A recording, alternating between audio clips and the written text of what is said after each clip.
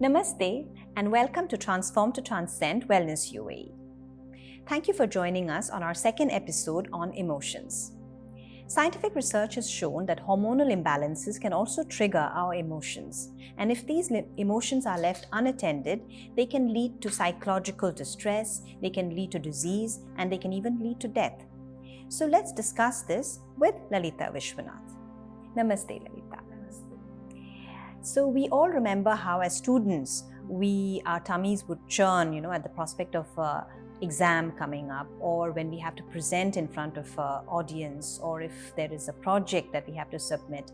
So this fear and anxiety, how do you overcome this? Even today's students must be facing this. Okay, so fear, as we all know, it is a spontaneous response in anticipation of our outcomes, of our performances. And the cliche is to just face your fears out, as there are no other alternatives. Now, as parents, what we can do, and as parents and mentors, what we can do is to help the child, use motivating words, give him the best of environment for him to perform to the best of his potentials. And the least that we can do is to compare the child with another child, because every child has got his or her own potentials. And like always, I would like to quote Dr. APJ Abdul Kalam, our late president, whom I revere and look up to. He always says, analyze your failures. So failure analysis is one of the techniques that you can teach your child, what has gone wrong, what can be improved. And to look into this, there's a beautiful technique called SWOT analysis, whereby you see your strengths and weaknesses, and then work on your weaknesses to be able to perform better. So coming to the workforce, many of us, especially now during this corona crisis, we are always faced with the threat of a job loss or a pay cut, or no revenue coming in. So in terms of yoga, can you tell us if there is anything that we can do to prepare our minds and to strengthen our minds to face these kinds of fears? True. So we know that it is our thoughts that pave way to our destiny.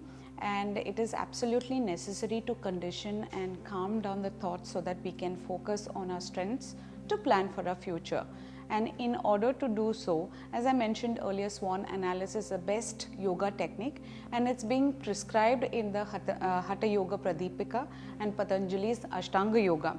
So they talk about it as Swadhyaya. Swadhyaya is nothing but self-analysis, where you're constantly introspecting, contemplating, reflecting upon your various strengths and objectively analyzing the situation and taking necessary appropriate actions. In order to do so, planning is necessary.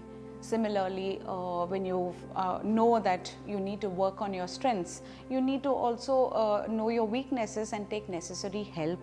So you might want to go for an extra training, prepare yourself for that. And last of all, once you start achieving the milestones, you have to celebrate.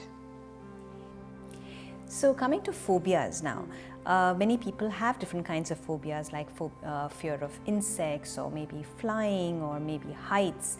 So once again, how do we control our thoughts, basically, not to get into such a frantic state where we kind of lose control?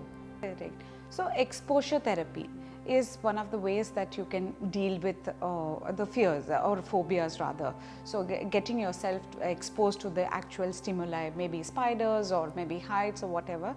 But for that, you need to take the support of a clinical psychologist who's adept in handling the situation. Where yoga can come of help, again, as I emphasize, it's the breathing exercises which reduce your heart rate when you're being exposed to certain stimuli. You can use the breathing exercises to calm down your breath, reduce the anxiety, and avoid frantic behaviors. Thank you so much, Lalita. We come to the end of our second episode on emotions, and next week we discuss a big one, that's anger management. So we hope to see you there. Until then, stay safe and stay healthy. Namaste.